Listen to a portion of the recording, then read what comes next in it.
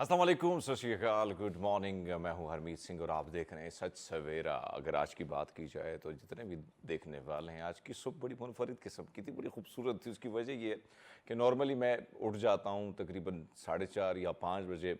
मैं morning time के उठ जाता हूं और कोशिश होती है कि एक्सरसाइज की तरफ या वॉक के लिए निकलूं। आज जब सुबह मैं उठा तो मैं ये सोच रहा था कि ये टाइम क्यों नहीं गुजर रहा है। नींद तो पूरी हो चुकी है और नींद एक्स्ट्रा हो चुकी है, लेकिन जब मैंने खिड़की से झांक कर देखा तो अंधेरा ही अंधेरा था और यानी तूफान था और काले स्याह बादल जो है मंडला रहे थे और किसी भी वक्त ऐसा लग रहा था कि बारिश जो होगी और वो भी बड़ी कमाल की और तूफ़ानी बारिश होगी। और फिर उसके बाद क्या हुआ कि दोबारा घड़ी को देखा तो भाई साहब 6:45 हो चुके हैं। तो मैंने कहा ये तो बड़ा टाइम तो बिल्कुल वो कहते हैं ना कि time is running like a bullet. सो उसी तरह वक्त जो है बड़ी तेज़ी से गुजरता है। तो फिर उसके बाद मामला ये हुआ कि भाई साहब वहाँ पे बारिश तो नहीं थी, लेकिन हाँ ठंडी ठार हवाओं का सिलसिला चल रहा था। और फिर जैसे ही 7:10 हुए तो तूफ़ानी बारिश शुरू हो गई और उस बारिश ने सब कुछ जल थल कर दिया।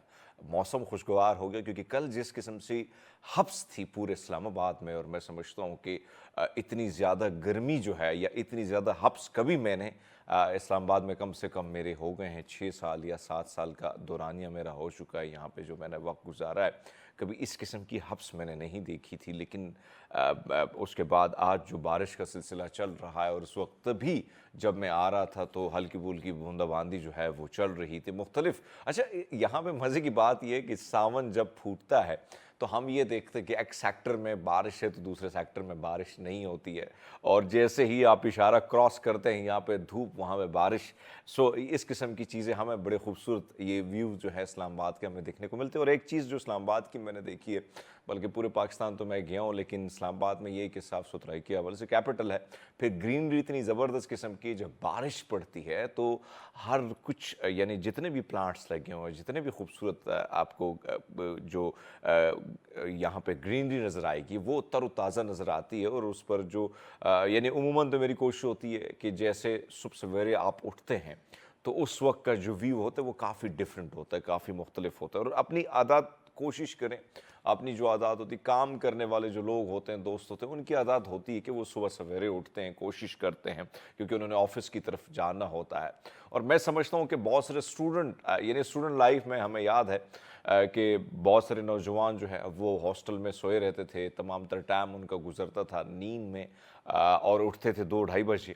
और शुरुआत से, क्योंकि आपको पता है कि जो ख़ासकर देहात से जिनका ताल्लुक़ होता है, गाँव से जिनका ताल्लुक़ होता है, वहाँ पे उमूमन ये होता है कि वहाँ पे लोग बहुत जल्दी यानी सुबह सवेरे उठते हैं और सुबह सवेरे अपने काम काज को निपटा के वापस यानी दोपहर को उनकी कोशिश होती है कि वो अपने घर की तरफ जो है आना शुरू कर देते हैं, और घर की तरफ वो यानी फिर रेस्ट करते हैं दोपहर के वक्त। उसके बाद शाम के वक्त खेल कूद में वक्त जो है गुजर जाता है। लेकिन उमूमन शहरों की लाइफ थोड़ी सी मुख्तलिफ है। अगर आप स्टूडेंट हैं तो आपकी कोशिश होती है क्यों ना ज़्यादा रेस्ट भी किया जाए, क्लासेस का टाइम थोड़ा सा डिफरेंट है, किसी स्टूडेंट की शाम को क्लास है, किसी की दोपहर को है, तो इस किस्म से जो टाइम है। लेकिन कोशिश जो मैं बात करता हूँ वो यही है कि आपने ज़्यादा वक्त, अगर ज़्यादा ज़िंदगी देखनी है, ज़्यादा ज़िंदगी के हर लम्हे को एंजॉय करना है, तो कोशिश कीजिएगा कि सुबह सवेरे उठे।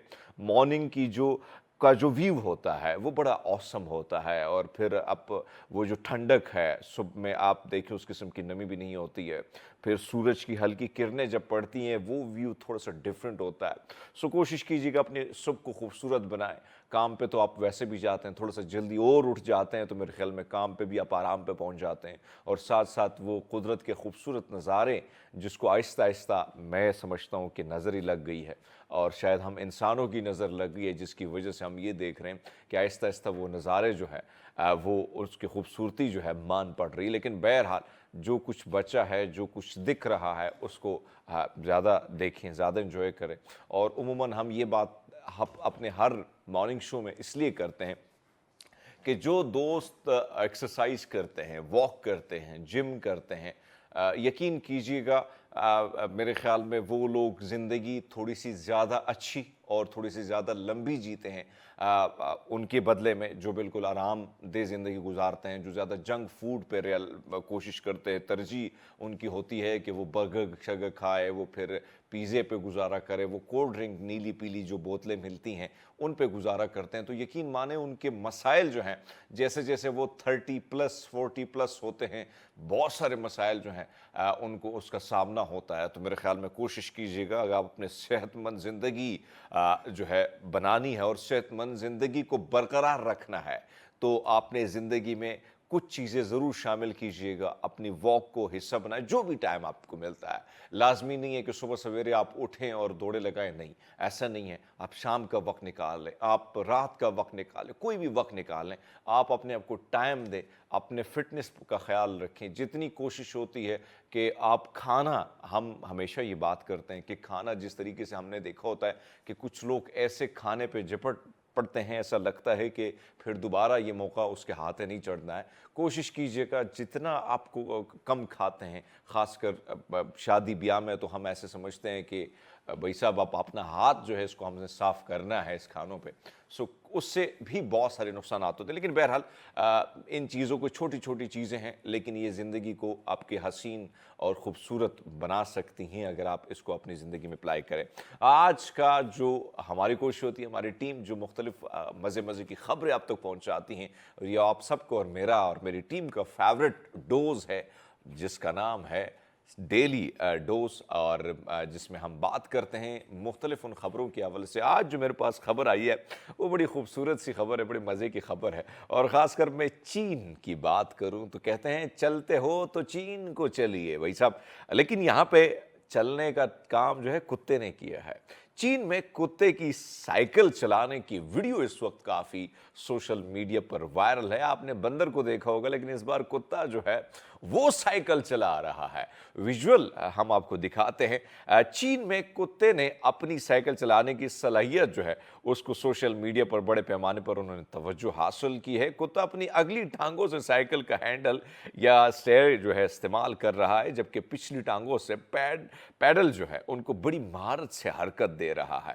اس کا نام ژولیگو ہے اور یہ کوئی اوسط درجے کا کتا نہیں، چین کے صوبے جیانگسو سے تعلق رکھتا ہے اور کسی بھی 3-4 سال کے انسانی بچے کی طرح سائیکل چلا سکتا ہے۔ دیکھیے ذرا ان ویژول میں، بڑے مزے سے وہ سائیکل چلا رہا ہے، اور پیچھے بھی اس کے باسکٹ بال کورٹ کے ارد گرد سائیکل چلاتے ہوئے یہ ویڈیو جو پہلے چین اور پھر ابھی ایشیا کے مختلف علاقوں میں یہ وائرل ہے۔ آپ یہ دیکھیں کہ کل ہم نے بھی آپ کو ایک خبر دی تھی جس میں مرغی جو ہے حروف ڈھونڈتی ہے۔ جنوبی افریقہ کی طرف آپ کو لے کے جاتے ہیں، اور جنوبی افریقہ کا ایک پارک ہے کروگر نیشنل پارک۔ ایک سیاح جو ہے وہاں پر گزر رہا تھا اور اس نے اچانک ایک ویڈیو، ایک عجیب سا منظر دیکھا، اور ہمارے پاس جو موبائل ہوتا ہے اس موبائل کی بدولت بہت سارے خوبصورت لمحات کو، بڑے مزے کے لمحات کو ہم کیپچر کر لیتے ہیں۔ تو آپ دیکھیں، وقت ضائع کیے بغیر یہ ویڈیو انہوں نے پھر بنا ڈالی، ہم بھی آپ کو دکھاتے ہیں۔ سوشل میڈیا پر وائرل ہونے والی ویڈیو میں دیکھا جا سکتا ہے کہ کچھ بھینسیں خطرناک شیروں کے سامنے جو ہے صف آرا ہو گئیں، اور شیروں نے بچڑے کو چھوڑنے میں اپنی عافیت سمجھی۔ سیاح نے بتایا کہ بھینسوں کا جھنڈ گزر رہا تھا کہ اچانک درجن کے قریب شیر حملہ آور ہو گئے۔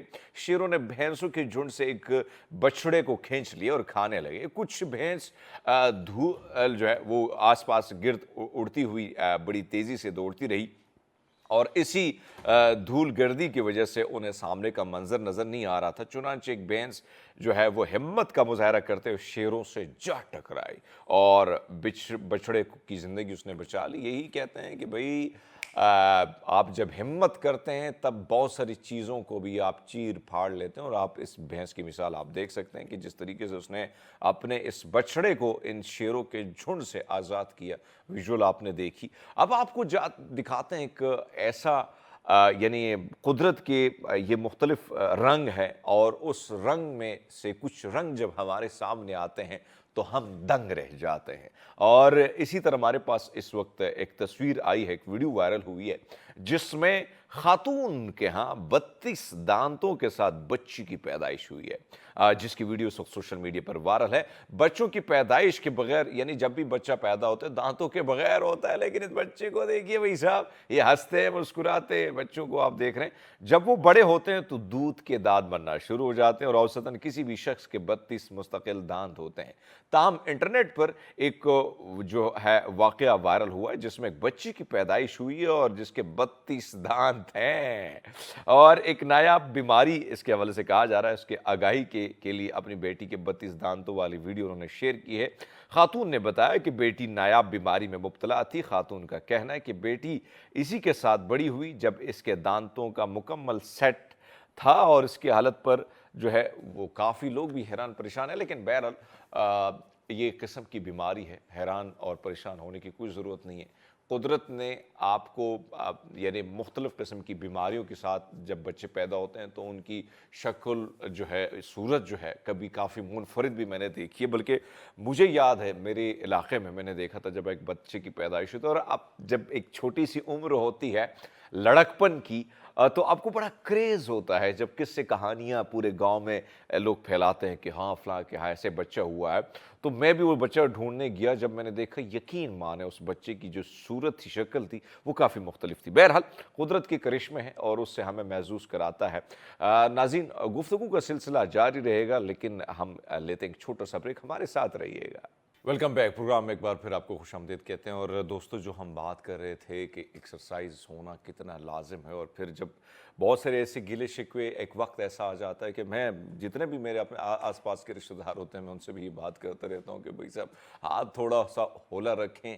یہ جو آئلی چیزیں ہم نے اپنی زندگی میں شامل کر دی ہیں، اور بہت ساری ایسی خوراکیں جو چکنائی سے بھرپور ہیں، جس کا بے دریغ استعمال کر کے، اور صبح جب ہم نے ایک ہیوی قسم کا ناشتہ نہیں کیا ہوتا ہے، اور وہ بھی اس قسم کا ہیوی جس میں تمام تر چیزیں آئلی ہوتی ہیں، تو یقین مانیں اس کے جو نقصانات ہوتے ہیں وہ سیدھا جا کے آپ کو ہاسپٹل کی طرف لے کے جاتے ہیں۔ لیکن آج اسی پر گفتگو کرنے کے لیے، اور خاص کر دل کے معاملات پر بات کرنے کے لیے، ڈاکٹر مہدی حسن صاحب ہمارے ساتھ ہیں، جو کہ گولڈ میڈلسٹ ہیں، اسپیشلسٹ ہیں، مختلف دنیا کے مختلف میڈیکل کالج سے انہوں نے اپنی تعلیم حاصل کی ہے۔ ڈاکٹر صاحب بہت شکریہ آپ کا، thank you so much. Doctor صاحب، میں جس طرح بات کر رہا تھا کہ عموماً میں نے ایکسرسائز کی بات کی، پھر خوراک کے حوالے سے میں نے بات کی، اور خاص کر جس طریقے سے خوراک ہم نے اپنی زندگی میں، یعنی جس چیزوں کا ہم استعمال کر رہے ہیں، خاص کر چکنائی سے بھرپور آئلی چیزوں کا استعمال زیادہ ہو رہا ہے۔ سو ڈاکٹر صاحب، یہ چیزیں جو عادت بنتی جا رہی ہے، یعنی جوانی میں تو ہمیں پتہ نہیں چلتا ہے، جب تک ہم ہوتے ہیں 40 تک، اس تک تو ہم پرواہ نہیں کرتے، لیکن آپ کو کیا لگتا ہے سر، آج کل کی جو سچویشن ہے، ہم تو دیکھ رہے ہیں کہ نوجوانوں کی بھی سچویشن تھوڑی سی ڈیفرنٹ ہو رہی ہے؟ بالکل ٹھیک ہے آپ نے، دیکھیں بات یہ ہوتی ہے کہ یہ جو بھی اب کام کر رہے ہوتے ہیں، جو اس طرح کی آئلی چیزیں کھا پی رہے ہوتے ہیں، یہ آہستہ آہستہ، سمپل سے میں آپ کو بتاؤں کہ جو بھی دیکھیں منہ کے ذریعے ہم چیز کھاتے ہیں، یہاں سے خوراک والی نالی سے ہو کے سیدھا معدے میں جائے گی، سٹمک میں جا کے وہاں سے آگے انٹسٹائنز میں جا کے وہاں پہ ایبزارب ہوگی، ڈائجسٹ ہوگی سارا۔ تو فاضل جو فضلات ہیں وہ تو آپ کے نکل جائیں گے باڈی سے، لیکن جو چکنائی ہے نا آپ کی، وہ آپ کی جو شریانے ہیں، جو آرٹریز کے اندر والی لیئر سے، اگر فرض کریے اس کا میں کراس سیکشن لیتا ہوں تو یہاں ایک لیئر سی بنا لے گی، تو وہ پھر آہستہ آہستہ with the passage of time وہ لیئر بڑھتی جائے گی، وہ مزید گہری ہو جاتی ہے، مزید گہری ہوتی ہے۔ آپ دیکھیں نا، یہ لیئر 20 سال کی عمر سے بننا شروع ہو جاتی ہے۔ ٹھیک ہے۔ تو آپ 20 میں دیکھیں نا، سلو پروسیس ہوتا ہے، 20 میں آپ 20 سال اور ایڈ کر لیں، 40، تو آپ دیکھیں زیادہ تر ہارٹ اٹیک ہمارے 40 کے راؤنڈ اباؤٹ ہو رہے ہیں، کوئی 2-4 سال کسی کو پہلے ہو گیا، 2-4 سال، صرف کیونکہ لائف سٹائل ہمارا وہی ہے، کھانے پینے پہ زور ہے ہمارا۔ صبح ناشتے دیکھیں، جس طرح ابھی آپ نے خود بتایا، حلوہ پوڑیاں، نہاریاں، سری پائے، انڈے فرائی، اور وہ جو تیل استعمال ہو رہا ہے، سارا تیل ایک تو ہوتا ہے نا 2 نمبر، یہ کوئی میں کہوں گا 100 نمبر، یہ جو وہ ہوتا ہے کہ جو آپ کی جو آنتڑیاں اور اوجڑیاں پھینکتے ہیں نا یہ مرغیوں کی، بالکل ہاں، تو ان کے وہ بناتے ہیں آئل اور گھی، اور گھروں میں بنتے ہیں مختلف۔ آپ کو پتہ نا ہمارے ملک میں کوئی سسٹم تو ہے کوئی نہ، چیک اینڈ بیلنس کا تو ہے نہیں ہے، تو وہی گندی چیزیں ساریاں آپ دیکھیں، زیادہ تر یہ آپ مارکیٹوں میں چلے جائیں، یہ چپس والے بیچ رہے ہوں گے، جلیبیاں بنا رہے ہوں گے، تو تو وہ چھوٹے چھوٹے کلو کلو والے پیکٹ ہوتے ہیں سارے. ایسے ہی ہے. کوئی اس کا نام نہیں ہوگا, تلوار مار کا لکھا ہوگا, ٹوکا مار کا, تو وہ سارے وہ یہی ہو گئے. اچھا ڈاکٹر صاحب ایک اور چیز میں آپ سے جاننا چاہتا ہوں کہ تیل اب کھانے کے حوالے سے اگر آپ نے, اب مجھے یاد ہے کہ استعمال تھا ہمارے علاقوں میں دیسی گھی بہت ملتا تھا, اور چونکہ سستا بھی تھا اس وقت, لوگ ویسے بھی لے کے آتے تھے کہ ڈاکٹر صاحب کے لیے. میرے والد صاحب چونکہ ہمارا بھی اپنا میڈیسن وغیرہ سب کچھ تھا تو وہ کہتے تھے کہ ڈاکٹر صاحب کے لیے چلو, پیسے نہ ہوتے تھے تو ساتھ میں دیسی گھی بھی لے آتے تھے کہ ڈاکٹر صاحب خوش ہو جائے گا. یہ صورتحال تھی. آہستہ آہستہ ہم ڈالڈے پہ چلے گئے, اور ڈالڈے پہ اب ہمیں دیکھ رہا ہوں کہ شہروں میں ہم آ گئے ہیں تیل پہ. اب بہت سارے ڈاکٹر صاحبان کہتے ہیں کہ بھائی صاحب یہ والا تیل جو ہم استعمال کرتے ہیں اور صحت ٹی وی پہ جس طرح کے اشتہارات بھی چلتے ہیں یہ ٹھیک نہیں ہے, آپ نے پھر دیسی گھی کی طرف جانا. لیکن دیسی گھی اتنا مہنگا ہے کہ اس کو خریدے گا کون, پھر اگر خریدے گا تو کھانوں میں استعمال اس کا جو ہے وہ کس طریقے سے. میں آپ سے جاننا چاہتا ہوں کہ جو دل کے پیشنٹ ہیں, جن کو دل کی بیماریاں ہیں, ان کو کس قسم کا تیل استعمال کرنا چاہیے؟ آیا بہت سے لوگ کہتے ہیں زیتون کا تیل استعمال کرنا چاہیے, یا کچھ لوگ کہتے ہیں کہ سرسوں کا جو آئل ہے وہ بھی بڑا بہتر ہے. آپ کیا؟ دیکھیں بہت اچھا کویسچن اور بڑا ویلڈ کویسچن کیا آپ نے, اور بلکہ میں تو کہوں گا یہ ٹاک آف دا ڈے ہے سر. یہ جو امپورٹنٹ کویسچن آپ نے زبردست کیا ہے. جس طرح ابھی آپ نے خود بتایا کہ دیسی گھی نو ڈاؤٹ بہت مہنگا ہے, باقی آئل بھی کچھ سستے نہیں ہیں, سستے نہیں ہیں سر, کم از کم 600-700 روپے پر لیٹر کے حساب سے اندازاً میں کہہ رہا ہوں والا, اس طرح اس سے کم نہیں ہوگا. تو دیکھیں یہ بھی اچھا بھلا آپ کا مہینے کا خرچہ بن جاتا ہے. آج جو میں آپ کو میسیج دوں گا نا, یقین کریں کہ جتنے بھی آپ کی گھی ہیں, آئل ہے, یہ سارے ربش, اچھا خطرناک ترین ہے. آپ اگر پہلے دیکھیں جس طرح یہ دیسی اپنا آپ کے ڈالڈا اور یہ اس طرح کے تلو اور کشمیر اور صوفی اور اس طرح کے سارے استعمال ابھی مارکیٹ میں سارے اویلیبل ہیں, پڑے ہوئے. اور لوگ کرتے تھے, ڈاکٹرز نے کہنا شروع کر دی نہیں نہیں نہیں یہ کولیسٹرول اس میں ہوتا ہے تو آپ لوگ یہ آئل استعمال کریں, یہ فلاں آئل ABCD جو بھی آئل ہے سارے استعمال کریں. تو اگر آپ ڈالڈے سے لوگ تیل پہ آ گئے, اس پہ آ گئے, ٹھیک ہے. لیکن آج میں آپ کو کہوں گا تیل جو ہے نا گھی سے زیادہ خطرناک ہے. نہ کریں سر. وہ اگر آپ غور کریں سردار صاحب کے ڈبوں کے اوپر آپ دیکھیں لکھا ہوگا ریفائنڈ کوکنگ آئل. یس بالکل. ریفائنڈ کا کیا مطلب ہے کہ اس میں پروسیس کیا گیا, کیمیکل ڈال کے, کیمیکل پروسیس ہوا ہے, کیمیکل ڈال کے تو اس کا صرف کلر وہ گولڈن کرنے کے لیے نا, تو ہم لوگ جو ٹی وی پہ ایڈ دیکھتے ہیں کہ شاہد افریدی آ گیا ہے, وہ ڈبے کے ساتھ کھڑا ہے, کوئی خاتون آ گئی ہے, کوئی اداکارہ آ گئی ہے, کوئی بھی آ گئی, تو ہم لوگ سمجھتے ہیں بڑی زبردست چیز ہے, لیکن وہ زیادہ خطرناک ہے.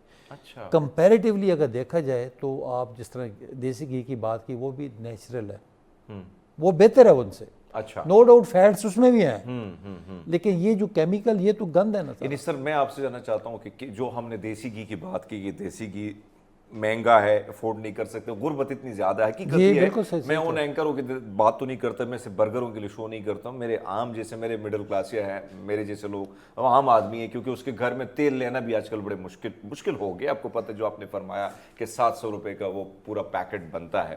سر آپ سے جاننا چاہیں گے کہ یہ جو ڈالڈا ہے, آپ سمجھتے ہیں کہ اگر کوئی کسی کا بس نہیں چلتا ہے تو پھر comparative Dalda is better than oil? آج میں آج کو بتاؤں گا کہ نہ ڈالڈا, نہ کشمیر, نہ کوئی اور کسی قسم کا, نہ فلسطین, سادہ آپ بنائیں کھانا پانی میں, نو آئل. زبردست. یہ آج کا کلیہ یاد رکھیں سر, آپ کی بچت ہے اور صحت کی صحت ہے آپ کی. اب لوگ حیران ہوتے ہیں ڈاکٹر صاحب یہ آپ کیا بات کرتے ہیں, یہ بغیر آئل کے کیسے کھانا بنتا ہے. یہ ہماری دادیاں, نانیاں, امیاں, یہ پہلے رواج ہوتا تھا کہ مسالے بھون کے وہ بالکل خوشبوئیں پھیلاتی تھی کہ فلاں گھر میں یا مرغی پکی ہے یا کڑھائی پکی ہے, پورے محلے میں جو خوشبو پھیل جاتی تھی. لیکن بات یہ دیکھیں کھانا ہم کیوں کھاتے ہیں, زندہ رہنے کے لیے, اسی لیے ہے نا, تاکہ ایکٹیویٹی رہے, باڈی کی جو ریکوائرمنٹ ہے وہ آپ کی پوری. دیکھیں آپ چاہے سبزی بنائیں, چاہے مرغی بنائیں, گوشت بنائیں, دال بنائیں, کوئی بھی چیز ہے, کھانے کے لیے 2 چیزیں میں کہتا ہوں ہونی چاہیے. ایک گلا ہوا ہونا چاہیے, دوسرا ٹیسٹی ہونا چاہیے. اکثر ڈاکٹرز ہمارے کیا کرتے ہیں کہ جی مریضوں کو جی ابال کے کھائیں, جی ابال کے آپ خود سردار صاحب دیکھیں, آپ 2 دن آپ توریاں اور یہ شلغم یا بھنڈی یا بینگن یہ دال ابال کے کتنے 2 دن 3 دن کب تک کھائیں گے؟ آپ کا دل خراب ہو جائے. ایون گوشت بھی کھانا پڑے آپ کو وومٹ آنا شروع صحیح کہہ رہا ہوں. حقیقت ہے حقیقت ہے. تو میں یہ کہہ رہا ہوں کہ آپ گلا ہوا ہونا چاہیے, گلا لیں اس کو, چاہے پریشر کوکر میں کر دیں چاہے پانی میں گلا لیں, گل گیا نا پانی ابال لیا, اس کھانے کا جو ٹیسٹ جو ہے نا, ٹیسٹ ذائقہ وہ آپ کے مسالہ جات سے آتا ہے. واو.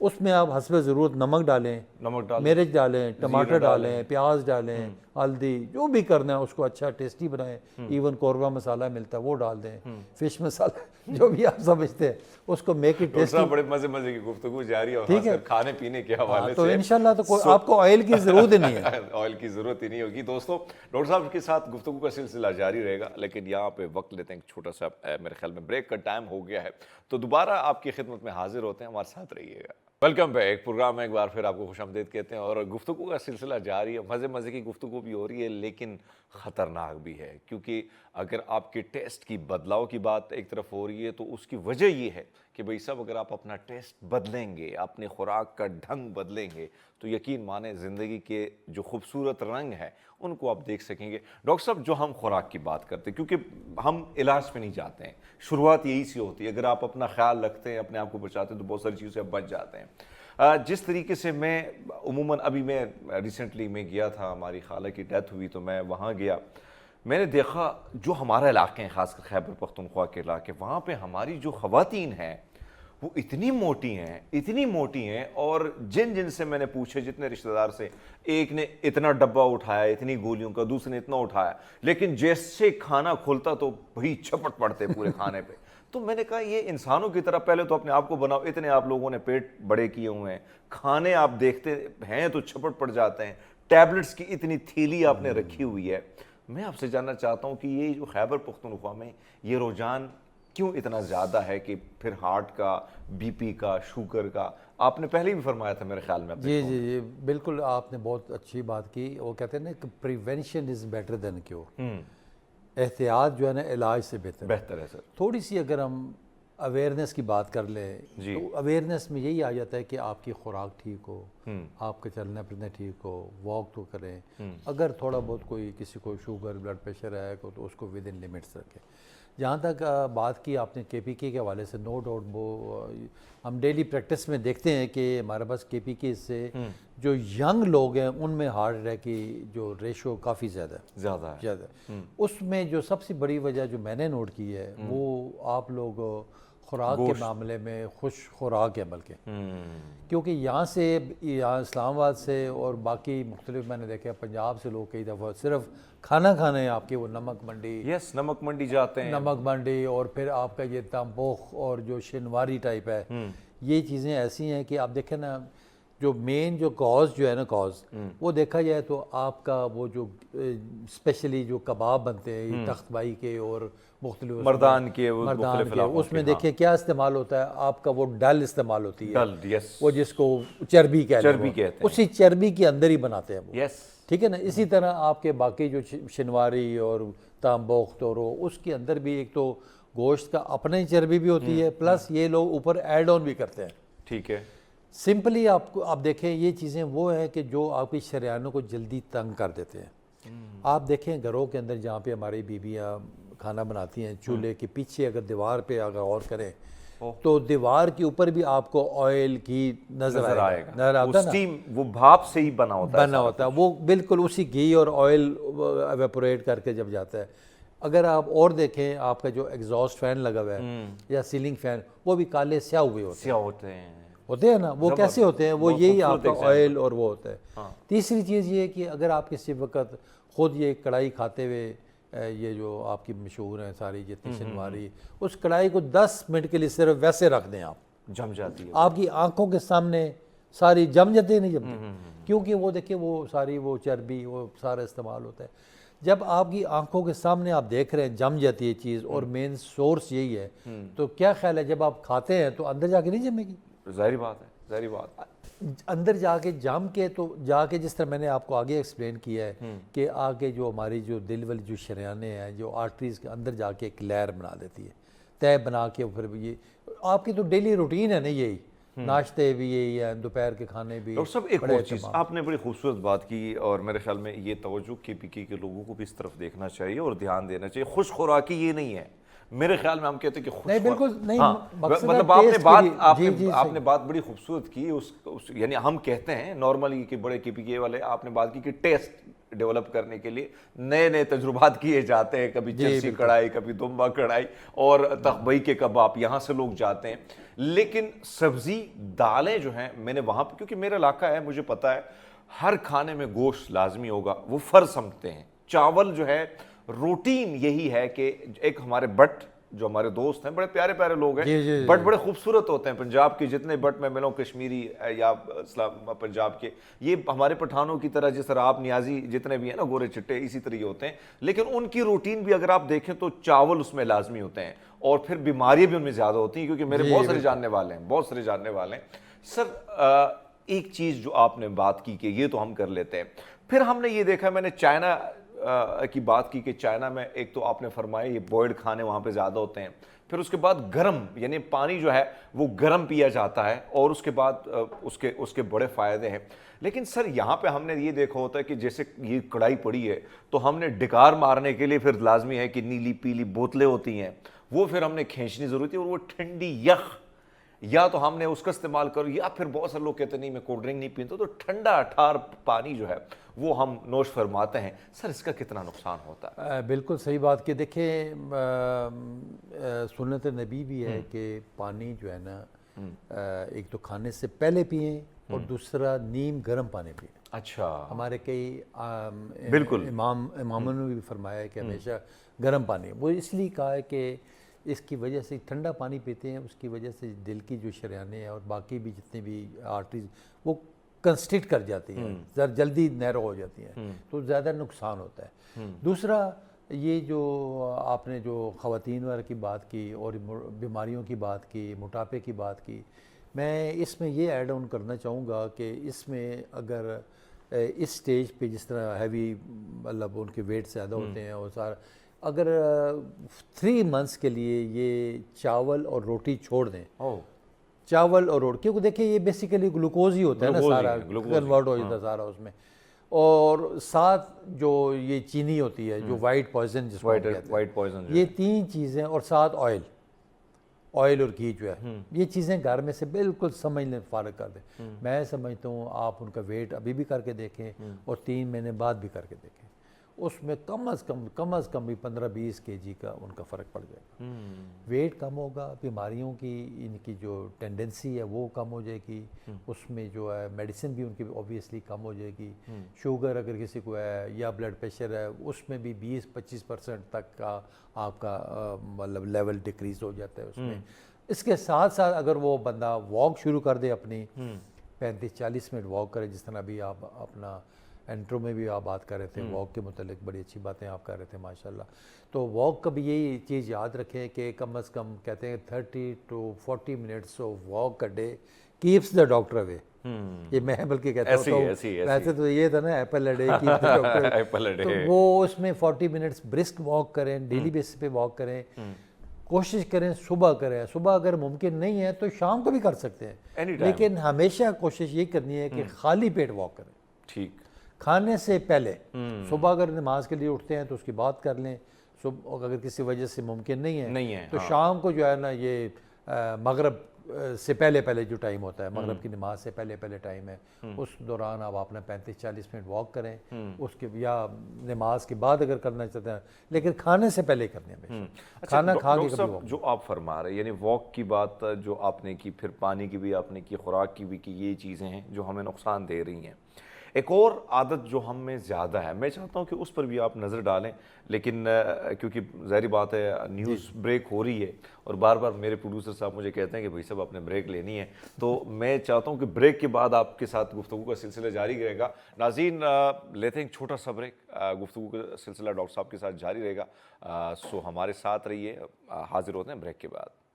वेलकम बैक नाज़रीन, आप सबको खुश आमदीद एक बार फिर सच सवेरा में कहते हैं, और गुफ्तगू का सिलसिला डॉक्टर साहब के साथ जारी है। डॉक्टर न्याजी साहब हमारे साथ हैं। डॉक्टर साहब जो हम बात कर रहे हैं, خاص کر شروعات ہوتی ہے خوراک پہ آپ نے پڑھے. آپ آج کا جو ٹاپک ہے میرا بھی پسندیدہ اور آپ کا بھی, کیونکہ آپ کا جو یوٹیوب چینل ہے جس پہ آپ عموماً بات کرتے ہیں خاص کر پرہیز کے حوالے سے, آپ لوگوں کو بتا دیں کہ بھائی صاحب یہ کام کریں گے تو میری کلینک بھی نہ آئیں. یعنی میں نے ڈاکٹروں کو دیکھا ہے کہ وہ کہتے ہیں کلینک آ جائیں, آپ کہتے ہیں کلینک بھی نہ آئیں, آپ یہ کام کریں. یعنی پہلے ڈاکٹر ہیں جو اپنے رزق پہ ہی وہ لات مار رہے ہیں, لیکن آپ کی کوشش ہوتی ہے کہ انسان کا بھلا ہو. ڈاکٹر صاحب ایک چیز ہم عموماً دیکھتے ہیں کہ شروعات ہوتی ہے بی پی, شوگر. کیا ایسی وجوہات ہوتی ہیں کہ ہم بی پی کی طرف بڑھ جاتے ہیں اور پھر اس کے بعد شوگر اور پھر ہارٹ کے مسائل, کیسے کنٹرول کیا جائے بی پی شوگر وغیرہ نہ پہنچنے سے بہتر ہے؟ دیکھیں میں نے آگے بھی آپ سے بتایا کہ آپ کو کہ اصل جو ڈاکٹری ہے نا وہ ہے اویئرنیس کی, پریونشن کی, احتیاط کی. جن عوامل کا میں بار بار ذکر کرتا ہوں, میں اپنے یوٹیوب چینل کے اندر بھی یہی بات کرتا ہوں, اپنا جو فیس بک پیج ہے اس میں بھی, اگر یوٹیوب پہ آپ دیکھیں سرچ کریں ڈاکٹر مہدی حسن لکھیں گے تو میرا وہ چینل کھل جائے گا. بالکل بالکل. اور سارے میں اویئرنیس پہ, خوراک پہ, ایکسرسائز پہ, اس طریقے سے ساری میری باتیں, اور نان انویسو طریقے سے ہم کس طریقے سے مریضوں کا علاج کر سکتے ہیں. تو ابھی تو امراض قلب سے بچاؤ کے جو سنہری اصول ہیں وہ کیا ہیں کہ اپنے آپ کو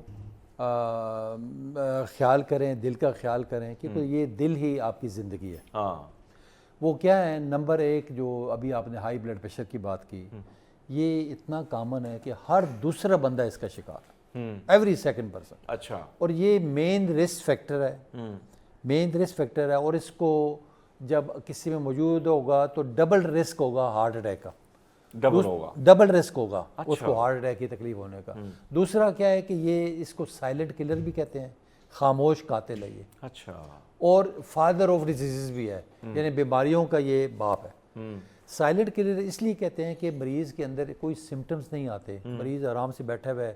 ہمارے پاس جس طرح روٹین میں لوگ چیک کرانے آتے ہیں تو ہم دیکھتے ہیں مریض کا بلڈ پریشر جو ہے 200/120 ہے. مریض کہتا ہے ڈاکٹر صاحب مجھے تو کوئی تکلیف ہی نہیں ہے, مجھے تو کوئی سمٹم ہی نہیں ہے.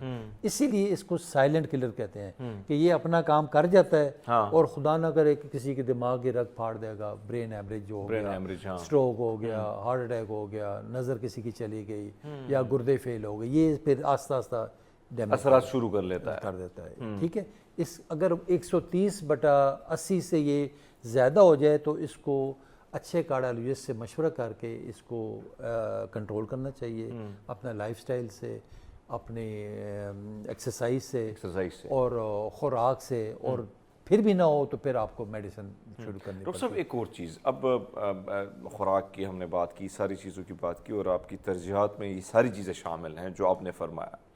اب ظاہری بات ہے کہ ان چیزوں کا نہیں کریں گے تو پھر اس پروسیس کی طرف جائیں گے جہاں پہ پھر مسائل زیادہ پیچیدہ ہو جاتے ہیں. اب سر سٹیج شروع ہو جاتی ہے کہ کچھ لوگ کہتے ہیں کہ مجھے درد ہو رہا ہے, لیکن وہ بہت سارے لوگ کہتے ہیں کہ شاید معدے کی پرابلم ہو, اور اسی میں کہیں نہ کہیں معاملہ کچھ زیادہ بگڑ جاتا ہے. تو پھر اگر آپ کو کچھ ایسے سمٹمز آنا شروع ہو جاتے ہیں, وہ کون سے سمٹمز ہیں جس کے بعد پھر آپ کو یہ خیال رکھنا ہے؟ تو میں چاہتا ہوں کہ وہ بھی تھوڑا سا بالکل صحیح کہا ہے. سمٹمز میں دیکھیں جی, سب سے پہلے ابھی آپ نے کہا کہ سینے میں درد ہونا, کیونکہ اکثر ہمارے پاس پیشنٹ آ رہے ہوتے ہیں. ایک چیز یاد رکھیں, جو ہارٹ اٹیک کے یا انجائنا کے سمٹمز ہوں گے وہ کیا ہوگا کہ یہ سینے کے اوپر درد ہوگا, اور یہ درد جو ہوگا, پین ہوگا, یہ ڈیفیوز سکیٹرڈ پین ہوگا, یعنی درد پھیلا ہوا ہوگا. آپ پن پوائنٹ نہیں کر سکتے. کئی لوگ آتے ہیں ڈاکٹر صاحب یہ ادھر درد ہو رہا ہے, مجھے ادھر درد ہو رہا ہے, ادھر درد ہو رہا ہے. اس طرح جو انگلی لگا کے درد بتاتا ہے وہ کبھی بھی ہارٹ کا پین نہیں ہوتا. ہارٹ کا پین یوں پھیلا ہوا ہوتا ہے اور اتنا شدید ہوتا ہے کہ جس طرح کوئی چھری سے کوئی بندہ کاٹ رہا ہے, اچھا اتنا درد. اور یہ پین ادھر سے ریفرڈ ہو کے بعض اوقات لیفٹ بازو میں یا رائٹ بازو میں یا نیچے پیٹ کی طرف یا اوپر گردن میں یا جبڑے میں ریفرڈ ہو جاتا ہے. ٹھیک ہے, یہاں پھیل جاتا ہے درد. ساتھ کیا ہوتا ہے کہ پسینے آ جاتے ہیں, پروفیوز سویٹنگ جس کو کہتے ہیں, پسینے میں شرابور ہو جاتا ہے بندہ, دل کی دھڑکن تیز ہو جاتی ہے, گھبراہٹ ہو جاتی ہے, متلی آ جاتی ہے, یا بعض اوقات وومٹنگ بھی کئی لوگوں میں آ جاتی ہے. یعنی یہ مین سمٹمز ہیں ہارٹ اٹیک کے.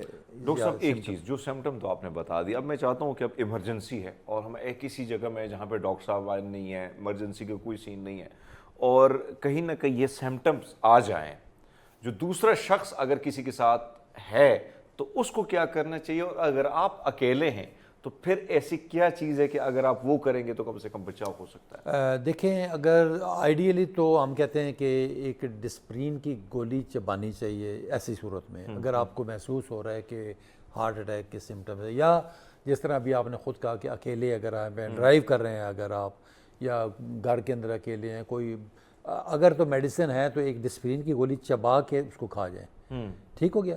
اور ایک اینجیسڈ گولی ہوتی ہے جو زبان کے نیچے رکھنے والی ہوتی ہے، ٹھیک ہے. یہ دو چیزیں. تیسرا ایک ڈیپونیٹ پیچ ہوتا ہے 0.5 ملی گرام 5 ملی گرام کا نا، ایک جس طرح ہوتا ہے نا سنی پلاسٹ، اس طرح کا پیچ ہوتا ہے گول سا، وہ آپ یہ کالر بون کے نیچے یہاں پہ لگا دیتے ہیں. اس میں میڈیسن ہوتی ہے، وہ تھرو اسکن ایبزارب ہوتی ہے اور آپ کا پین ختم ہو جاتا ہے. اچھا، اگر یہ چیزیں آپ کے پاس نہیں ہیں کہ رستے میں موٹر وے پہ اللہ نہ کرے کسی کو ایسی حالت ہو جائے، تو اس صورت میں آپ نے سیلف سی پی آر کرنا ہے. سیلف سی پی آر کا مطلب ہے کہ آپ نے ایزیوم کرنا ہے کہ آپ کو ہارٹ اٹیک ہو رہا ہے یا اس کے سمٹمز آ رہے ہیں، اور آپ نے اپنے آپ پہ وہ کر کے بچانا ہے. وہ کیسے کرنا ہے کہ آپ نے پہلے خود لمبا سانس لینا ہے جیسا کر کے، پھر آرٹیفیشیل کف کرنی ہے، کھانسی کرنی ہے. اچھا، کھانسی کرنی ہے، آرٹیفیشیل خود نقلی کھانسی کرنی ہے، تاکہ مطلب جب سانس لیں گے نا آپ اندر کی طرف تو آپ کے پھیپھڑے جو ہے نا وہ کام کرتے رہیں گے. اور جب آرٹیفیشیل کھانسی کریں گے جیسے دیکھیں نا،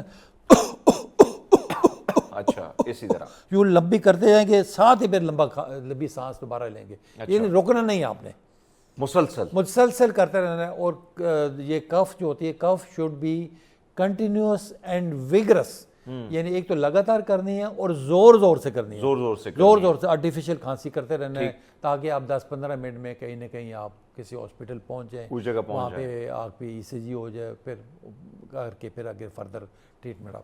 یعنی یہ اس کو کہتے ہیں سیلف سی پی آر، اپنے اوپر آپ کیسے وہ کرتے ہیں.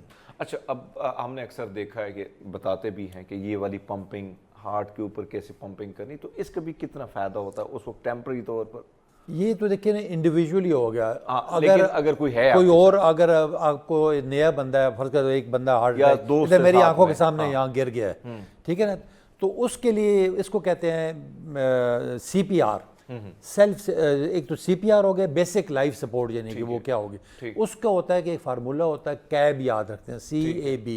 کیب کا مطلب ہے کہ پہلے آپ نے کمپریشنز دینی ہے. اگر آپ کو پتہ سب سے پہلے آپ نے دیکھنا ہے کہ واقعی اس کو یہ ہارٹ اٹیک کی وجہ سے ہوا ہے اور یہ ابھی انکانشیس پڑا ہوا ہے، اس کے BP اور پلس اس کا غائب ہو گیا ہے. تو یہ آپ نے کیا کرنا ہے کہ کیروٹیڈ پلس، یہ شہرگ پہ آپ نے انگلی رکھ کے نا اس کو رول آؤٹ کرنا ہے کہ اس کی پلس آ رہی ہے کہ نہیں آ رہی. اب پلس نہیں آ رہی تو پھر آپ نے وہ پمپنگ شروع کر دینی ہے. پمپنگ کا طریقہ یہ ہے کہ آپ نے جو چیسٹ ہوگی نا، تو اگر مجھے آپ پہلے بتاتے تو میں اب ڈمی لے آتا، مطلب تو یہ چیسٹ کے اوپر آپ نے جو انگلی پھیلا کے رکھنی ہے آپ نے، اور دوسری انگلی یہ اس طرح ہاتھ رکھنا ہے آپ نے. فرض کر یہ ایسے میرے الٹا آ رہی ہے، لیکن ہاں ٹھیک ہے. ہاں، تو اس کو آپ نے یہ کرنا ہے، ہاتھ اپنا یہ اسٹریٹ رکھنا ہے، ٹھیک ہے، ہاتھ اسٹریٹ رکھنا ہے، اور اس کو یوں کر کے آپ نے یہ نیچے کی طرف پریس کرنا ہے، اور 30 گننا ہے، 30 تک گنتا ہے، 1 2 3 4 یہ 30 تک گننا ہے. اچھا، ٹھیک ہے. سی مین کمپریشن، اے ہوگا air way clearing. Air way clearing کا مطلب ہے کہ جو مریض لیٹا ہوا ہے اس کے جو تھوڑی کو آپ نے اونچا کرنا ہے اور ماتھے پہ ہاتھ رکھ کے نا یوں کر دینا آپ نے نا. ٹھیک ہے. اس سے کیا ہوگا کہ آپ کی زبان جو ہے نا وہ اس کے آگے کوئی چیز آئی ہوئی ہے تو وہ تو ہٹ جائے گی اور اسٹیٹ ہو جائے گی. ڈاکٹر صاحب یہ کلیئر ہو گیا. اب میں کیونکہ ٹائم چونکہ ختم ہے، میں چاہتا ہوں کہ وہ لوگ جو جن کی خواہش ہے کہ بغیر آپریشن کے وہ اپنا علاج کرا سکتے ہیں، تو ایسے کوئی طریقہ کار آیا؟ جی بالکل، آپ نے بہت اچھی ویلڈ بات کی. آج کل لیٹسٹ ایک ٹیکنیک آئی ہوئی ہے، اس کو کہتے ہیں EECP تھراپی. ٹھیک ہے. اس کو نیچرل بائی پاس بھی کہتے ہیں. یہ ایک ایسی ٹیکنیک ہے کہ ایسے مریض جو بائی پاس جن کو ایڈوائز ہوا ہے اور وہ نہیں کروا سکتے یا نہیں کروانا چاہتے، کئی دفعہ ایڈوائز ہوا ہے نا جب مجھے ڈاکٹر نے کہا وہ نہیں کروانا چاہتے، یا دل ان کا کمزور ہوتا ہے، یا جو دل کی شریانوں کی پوزیشن ایسی ہو. اس میں کیا ہوتا ہے کہ مریض ایک کاؤچ پہ لیٹتا ہے، وہ ساتھ مانیٹر، کارڈک مانیٹر لگا ہوتا ہے، ان کی جی نچلی ٹانگوں پہ، تھائز پہ، اس کے ارد گرد وہ کفس باندھتے ہیں، اور ایک پریشر جنریٹ ہوتا ہے. پریشر کے ذریعے کیا ہوتا ہے کہ وہ جو بلڈ سپلائی ہے نا وہ دل کی طرف بڑھتی ہے، ٹھیک ہے۔ اس دوران کچھ ہارمونز کیمیکل ریلیز ہوتے ہیں اچھا۔ جی، اور اس کی اندر کی شرائنیں کھلتی ہیں اور ساتھ ایکسٹرا شرائنیں اور بنتی ہیں، اچھا وہ جب مل کے تو اوپر جا کے اس بلاکیج کے علاوہ مل جاتی ہیں، جس کو اچھا۔ کہتے ہیں یہ نیچرل بائی پاس۔ زبردست زبردست ناظرین، اگر یہ آپ کے یہ مسائل ہیں تو ڈاکٹر صاحب نے آلریڈی اپنے یوٹیوب کا بھی ذکر کیا، اور ان کا باقاعدہ 11 میں اپنا سیٹ اپ بھی ہے، تو ادھر بھی آپ جا سکتے ہیں اور جو نیچرل پروسیس ہے اس سے بھی آپ فائدہ اٹھا سکتے ہیں۔ بہرحال کوشش کیجئے گا، اپنا خیال رکھیں، ورزش کریں، اچھے کھانے کھائیں، ڈائٹ بیلنس جو ہے وہ اگر آپ رکھتے ہیں تو بہت ساری چیزوں سے آپ بچ سکتے ہیں۔ ہمارے پاس کیونکہ ظاہری بات ہے کمرشل بھی چلانے ہوتے ہیں تو لیتے ایک چھوٹا سا بریک، ہمارے ساتھ رہیے گا۔ ویلکم بیک، پروگرام ایک بار پھر آپ نے خوش آمدید آپ سب کو کہتے ہیں، اور ناظرین بات کر رہے ہیں اس وقت زراعت کے حوالے سے۔ زراعت کی بات عموماً مطالعہ پاکستان میں تو ہم نے بہت زیادہ پڑھا بھی ہے، اور بہت ساری چیزیں مطالعہ پاکستان میں جو ہوتی ہیں، بہت ساری چیزیں جو بتائی جاتی ہیں پھر وہ ہوتی نہیں ہیں، لیکن بہرحال زراعت کے حوالے سے اب انقلابی اقدامات جو ہیں وہ اٹھائے جا رہے ہیں، اور ان انقلابی اقدامات سے کسانوں پر کیا اثر پڑے گا آنے والے دنوں میں زراعت کے حوالے سے، اس میں کون کون سے ایسے یعنی جدید قسم کی چیزوں کا استعمال کر کے اس کو مزید جو ہے اس میں ترقی کی جا سکتی ہے، اس میں انقلاب برپا کیا جا سکتا ہے۔ پوری دنیا اس پہ فوکس کر رہی ہے۔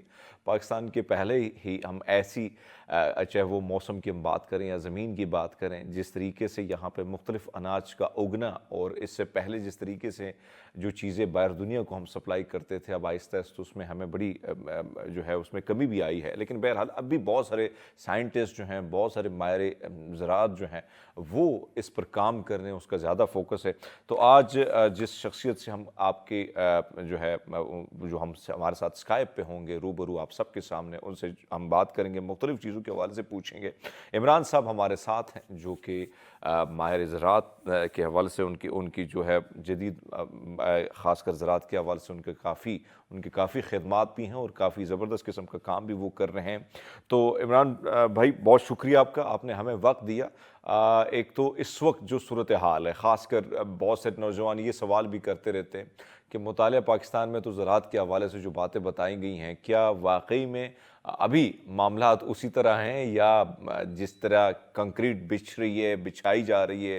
لاہور میں جب ہم جاتے تھے، آج لاہور میں آدھی سے زیادہ سوسائٹیاں بن گئی، اسلام آباد میں جو زراعت کی زمینیں تھیں وہاں پر ہمیں کنکریٹ بچھتی ہوئی نظر آ رہی ہے، ملتان میں جس طرح آم کے باغات تھے وہاں پہ جس طریقے سے ہم نے کنکریٹ بچھا دی ہے، تو اس چیز کو کیسے بچایا جا سکے؟ اور اگر ہم اسی طرح کنکریٹ بچھاتے رہیں گے تو آنے والی، کیونکہ ہم نے ایک چیز جو ہم نے اور چیز پر ہم نے اتفاق بالکل نہیں کیا، ایک چیز جس پر ہم نے زیادہ اتفاق کیا وہ ہے بچے پیدا کرنا، نسلیں بڑھانا، اور پاکستان انفارچونیٹلی ان ممالک میں شامل ہو رہا ہے جس میں سب سے زیادہ آبادی جو ہے پاکستان میں اب 6 نمبر 5ویں نمبر پہ آ رہے ہیں، انڈونیشیا کو بھی کراس کر رہے ہیں ہم۔ سر اس چیز کو بچانے کے لیے کیا کرنا ضروری ہے اس وقت؟ Thank you sir. السلام علیکم ناظرین۔ السلام۔ اس میں سر جو آپ نے کہا پاپولیشن جو پریڈکشن ہے 2050 کی، اور جو ایگریکلچر کی ہماری پریڈکشن ہے وہ یہ ہے کہ اگر ہم 110% اپنی پیداوار بڑھائیں گے اوور آل پلانٹ، اچھا، تو ہم اس کو میٹ اپ کر سکیں گے، ادروائز ہم میٹ اپ نہیں کر سکیں گے۔ اس کا مطلب یہ ہے کہ 110%۔ باقی جو بات ہوئی ہماری پلاننگ نہیں ہے، تو اس میں گورنمنٹ کو جو ہمارے رسپانسبل لوگ ہیں انہیں ہوش کے ناخن لینے چاہیے۔ اس طرح سوسائٹیز ان چیزوں پہ فل فور پابندی لگانی چاہیے، اور اس طرح اگر نئے شہر بسانے ہیں تو ہمارے بہت سارے ایریاز ایسے ہیں جہاں پہ زمینیں اس قابل نہیں ہیں وہاں پہ فصلات اگائی جا سکیں، ان جگہوں پہ کرنا چاہیے۔ اور جو ہمارے پہلے سے شہر موجود ہیں، جس طرح ملتان کی بات کی، لاہور کی، ان علاقوں کی، یہاں پہ ہمیں ورٹیکل بلڈنگز پہ جانا ہوگا اور مکمل طور پہ پابندی لگانا ہوگی۔ اگر میں بات کروں کہ اسی سینیریو میں سر ہم ہائی ایفیشنسی ایریگیشن سسٹمز پہ کام کر رہے ہیں، اور ساتھ میں گرین پاکستان انیشیٹو بھی ہماری گورنمنٹ نے پاکستان آرمی کے تعاون سے سٹارٹ کیا ہے۔ ہم وہاں پہ جو فوکس ہے وہ یہ ہے کہ جو ہماری ویران زمینیں ہیں، بیرن لینڈز ہے جہاں پہ کچھ بھی نہیں ہوتا، ان کو ہم ایگریکلچر میں ٹرانسفارم کر رہے ہیں۔ ہمارا المیہ دیکھیں، ایک سائڈ پر ہم ویران زمینوں کو کلٹیویٹیبل میں لانے کے لیے اتنی بڑی انویسٹمنٹ کر رہے ہیں، کم از کم اب 1 ملین پر ایکڑ اگر ہم انویسٹمنٹ کریں گے تو وہ چیزیں کنورٹ ہوں گی، اچھا، ادروائز وہ نہیں ہوگی۔ دوسرا سینیریو یہ ہے کہ جو ہمارے پاس پہلے سے اچھی زمینیں موجود ہیں ان کو ہم ادھر سے برباد کرتے جا رہے ہیں، ادھر سے ویران علاقوں کو آباد کرنے کی کوشش کر رہے ہیں، جو کہ 1 ملین پر ایکڑ کاسٹ ہے۔ اور اس وقت ہمارا یہ چولستان ہے، یہ جو ہمارا تھل ڈیزرٹ ہے، ان علاقوں میں ہم لاکھوں ایکڑ رقبے کے اوپر پاکستان آرمی نے، گورنمنٹ نے، جو ہماری جتنی بزنس مین ہیں اور باہر سے انویسٹرز آ رہے ہیں، ان کو 50 ہزار ایکڑ، کسی کو 1000 ایکڑ، منیمم 1000 ایکڑ ہے، ان کو رقبے الاٹ کر دیے ہیں، وہ لوگ کر رہے اچھا ہیں بس انشاءاللہ۔ عمران بھائی، یہ جو انیشیٹو ہے جو آپ نے بات کی کہ اس کے تو جس طرح اہمیت پہ بھی آپ نے بات کی، اس کی کیا اہمیت ہے، اور جس طریقے سے ہم نے دیکھا ہے کہ پاک آرمی جن کا کام یہ نہیں ہے لیکن وہ کر رہے ہیں، اللہ ان کا بھلا کرے کہ وہ کر رہے ہیں، حالانکہ ان کا کام نہیں ہے، ٹھیک ہے، لیکن پھر بھی انیشیٹو لیا گیا ہے۔ میں آپ سے جاننا چاہتا ہوں سر، یہ پاکستان کے لیے یہ انیشیٹو کیوں اتنا ضروری ہے سر؟ سر اس وقت آپ دیکھیں کہ ہم وہ کنٹری تھے جو کاٹن ایکسپورٹ کرتے تھے، رائس ایکسپورٹ کرتے تھے، ویٹ ایکسپورٹ کرتے یس۔ تھے، یہ دالیں ہیں، یہ تمام چیزیں ہم ایکسپورٹ کر رہے تھے۔ اب ادھر سے ہماری پاپولیشن انکریز ہوئی ہے، میرے خیال میں اس وقت ہماری پاپولیشن یہ 2040 کے بجائے 2080 یا 300 ملین ہماری پاپولیشن ہے۔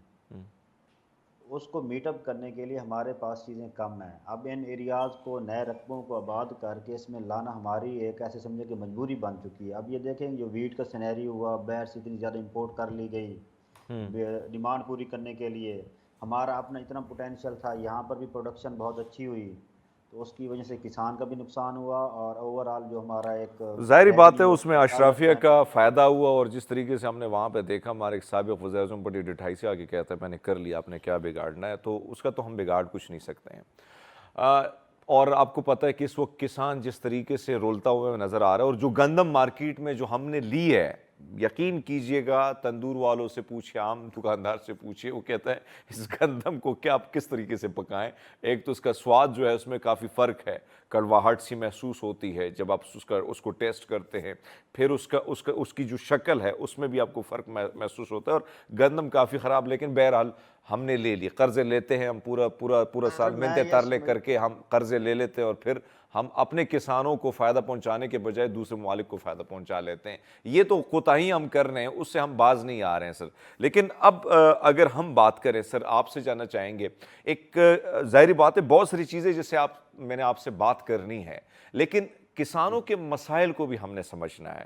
اس وقت اگر ہم بھارت کی جانب جاتے ہیں، کسانوں کے بڑے مسائل، پھر وہ کسان ایکٹیو بھی ہیں، وہ اپنی منمانیاں بھی کرتے ہیں، مودی جیسے شخص کو بھی انہوں نے جو ہے مجبور کیا کئی قوانین میں بدلاؤ میں۔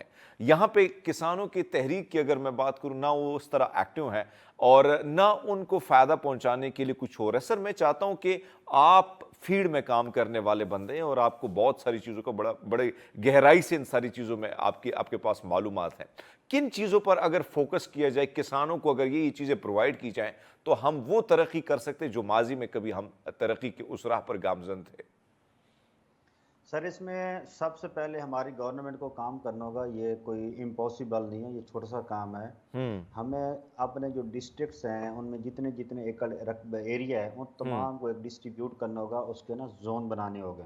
ٹھیک ہے۔ خاص کر اگر میں ملتان کی بات کرتا ہوں، اس کا جو رقبہ ہے ہر یونین کونسل لیول کے اوپر میں بتانا ہوگا کہ فلاں فارمر اتنے ایکڑ کے اوپر یہ فصل لگائے گا، اتنے ایکڑ کے اوپر یہ لگائے گا۔ اس میں ایک یہ ہوگا، یہ جو ہماری مارکیٹ میں ہو جاتا ہے، یا تو فصل بہت زیادہ پروڈکشن آ جاتی ہے، یا ہم اتنی کم ہوتی ہے کہ ہم امپورٹ کر دیتے ہیں۔ اس کی ریزن یہ ہے، جس چیز کا فارمر کو اچھا ریٹ ملتا ہے وہ فارمر اسی چیز کے پیچھے لگ جاتا ہے۔ یا ایک ٹائم ایسے آتا ہے 2-3 سال کے بعد اس کی اتنی زیادہ کلٹیویشن ہو جاتی ہے، پروڈکشن آ جاتی ہے، وہ سپلائی اینڈ ڈیمانڈ کا رول اپلائی ہوتا ہے، وہی فارمر جو ایک فائدے میں جا رہا ہوتا ہے وہ سارے لوگ نقصان کر رہے ہوتے ہیں۔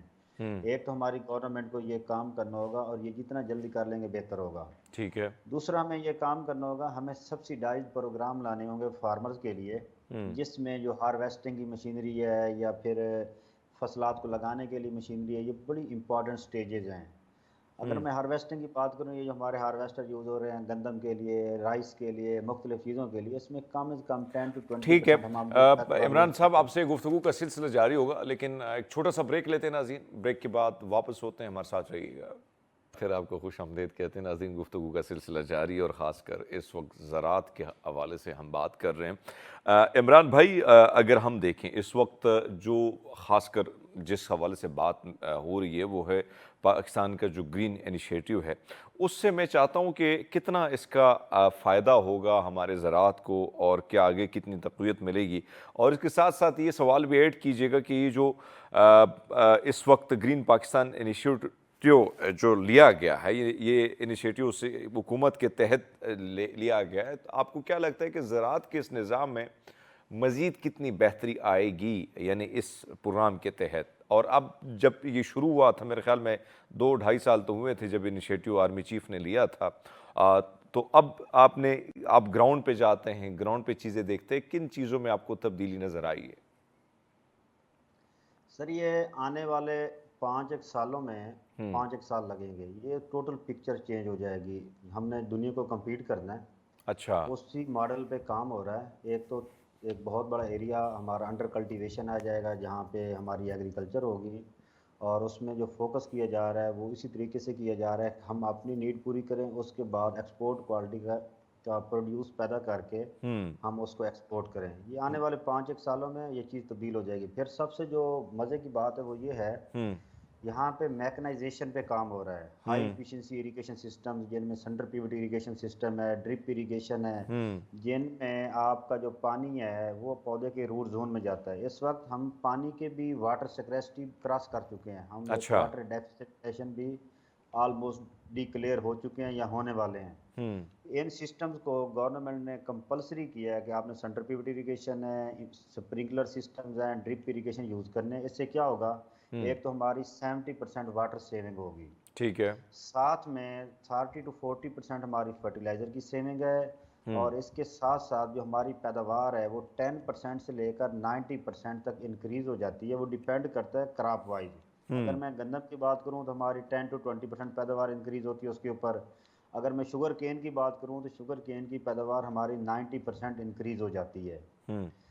اور اچھا، اس کے ساتھ ایک جو آپ فرما رہے ہیں جو ایفیشنسی ایریگیشن سسٹم ہے، اس کے حوالے سے میں چاہتا ہوں کہ پیداوار میں اضافہ اور اخراجات میں کیا آپ کو لگتا ہے کہ اس میں کمی ممکن ہو پائے گی؟ اور کہیں نہ کہیں ایک طرف تو عوام کی بات تو ہوتی رہتی ہے، لیکن کوشش یہ بھی ہوتی ہے کہ کسان جو ہے اس کے اخراجات میں، کیونکہ جس طریقے سے ہم دیکھ رہے ہیں کہ بجلی جو ہے وہ مہنگی ہے، پھر کھاد مہنگی ہے، ساری چیزوں کو اگر دیکھا جائے تو اس میں اس کو کتنا فائدہ ہوگا سر اس میں اس وقت ایک ادارے میں کام کر رہا ہوں. ہم جس فارمر کے پاس بھی جاتے ہیں، ہم نا ایک ریٹرن آف انویسٹمنٹ کی ہم نے فائل بنائی ہوئی ہے. As per actual data put کرتے ہیں، آپ کی اتنی انویسٹمنٹ ہوگی، اتنے سال کے بعد آپ کی ٹوٹل انویسٹمنٹ واپس آ جائے گی.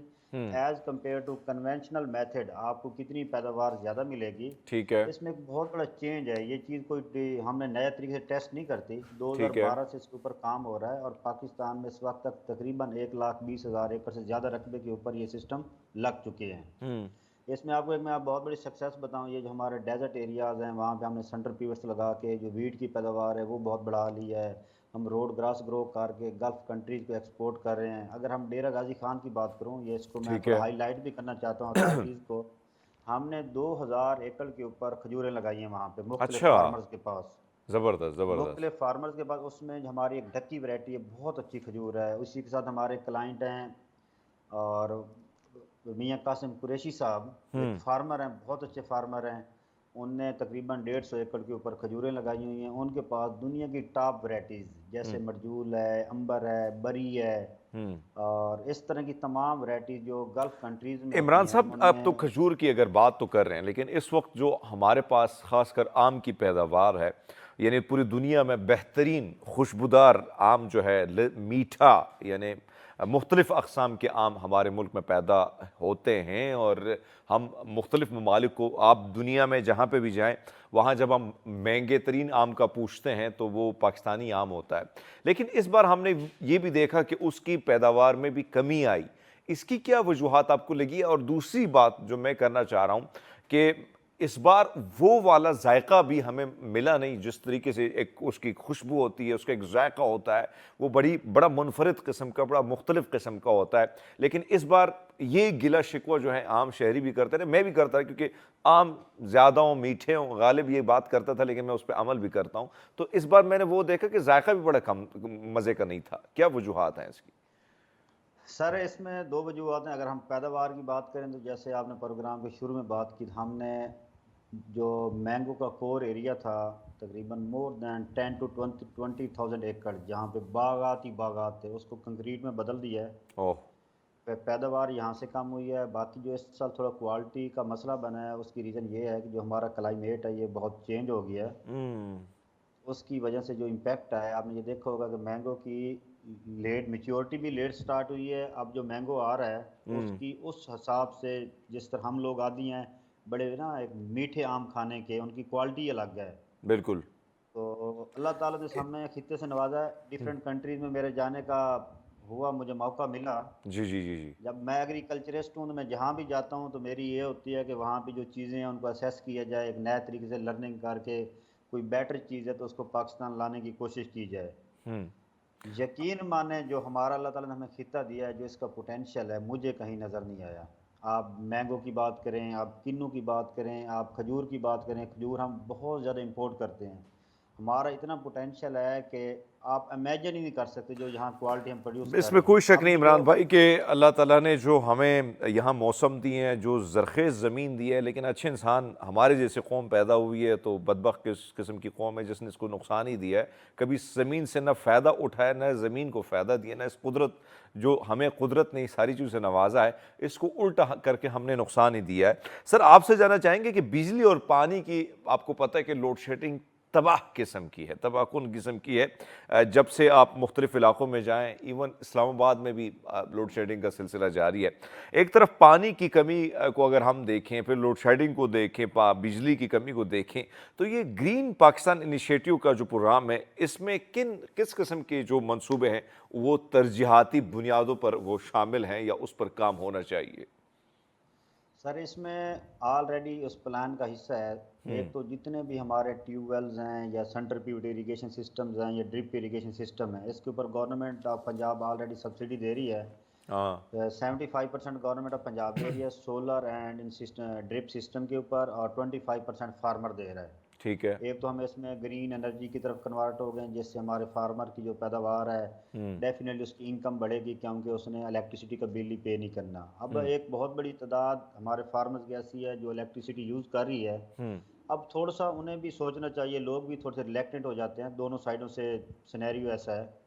اب سولر پینلز بہت سستے ہیں. گورنمنٹ کی ایک سکیم آئی ہوئی ہے جو بینکس کے ذریعے دے رہے ہیں، 4% کے اوپر لون دے رہے ہیں کہ آپ سولر سسٹم لگوا لیں اور 5 سال میں اپنے پیسے ریٹرن کرنے ہیں ایگریکلچر پرپز کے لیے. تو بہت سارے لوگ اس سے فائدہ اٹھا بھی رہے ہیں. اچھا. اور کچھ ابھی کوشش کر رہے ہیں. ٹھیک ہے عمران بھائی، آپ سولر سسٹم کی بات کر رہے ہیں. ہیں، آپ نے فرمایا کہ ان چیزوں پہ اگر فوکس کیا جائے بہت ساری چیزیں ٹھیک ہو سکتی ہیں. میں چاہتا ہوں کہ پروگرام کا چونکہ وقت ختم ہے، آپ سے جاتے جاتے کوئی اچھا سا پیغام لینا چاہیں گے؟ سر میں اس میں پیغام دوں گا، ہمارے جتنے پاکستان کے کسان ہیں انہیں بدلنا ہوگا، جو جدت ہے اس کو اپنانا ہوگا. اگر وہ ان چیزوں کو اپنائیں گے تو اپنی نسلوں کو، اس ملک کو کچھ دے جائیں گے. اگر نہیں کریں گے تو ہم بہت پیچھے رہ چکے ہیں. وقت نے انتظار نہیں کرنا، بینگ اے قوم ہم بہت پیچھے چلے جائیں گے. بہت خوبصورت پیغام عمران بھائی، آپ نے جو بات کی اس میں کوئی شک نہیں کہ ناظرین ہم نے حقیقت کی دنیا میں رہنا ہوگا، نہ کہ ماضی کی طرح مطالعہ پاکستان میں رہنا ہوگا. آگے نکلنا ہوگا، ایسے اقدامات اٹھانے ہوں گے جو حقیقی طور پر اور جو عملی طور پر ہوں گے اور جس کا آگے جا کے ہماری نسلوں کو، ہمارے اس ملک کو فائدہ ہوگا، ہم سب کو فائدہ ہوگا. ہم نے وہ کام کرنے، اسی چیز پر فوکس کرنا ہے، کیونکہ رب نے اس سرزمین کو جس طریقے سے بنایا ہے، جس زرخیز زمین ہے، پانی ہے آپ کے پاس، پہاڑ ہیں، گرینری ہے، 4 قسم کے موسم ہے، اور ان سے اگر ہم نے فائدہ اٹھایا اور کوشش کیجئے گا. ایک چیز جو میں ہمیشہ بات کرتے رہتا ہوں وہ ہے پاپولیشن، یعنی اپنا کوئی اور مشغول و بہترین سا بنائیں، نہ کہ بچے پیدا کرنے کا، کیونکہ آنے والے دنوں میں پانی کی بھی کمی ہو سکتی ہے، خوراک کی بھی کمی ہو سکتی ہے، اور اس کا پھر ازالہ کرنا بڑا مشکل ہوگا. ہمیں دیجیے گا اجازت، کیونکہ چونکہ وقت ختم ہے. آپ کا جو فیڈ بیک ہوتا ہے پروگرام کے حوالے سے وہ ضرور دیجیے گا. آپ تک کے لیے دیجیے گا اجازت میری ٹیم کو اور مجھے. انشاءاللہ ملاقات ہوگی کل ایک نئے سیگمنٹ کے ساتھ. تب تک کے لیے اللہ حافظ.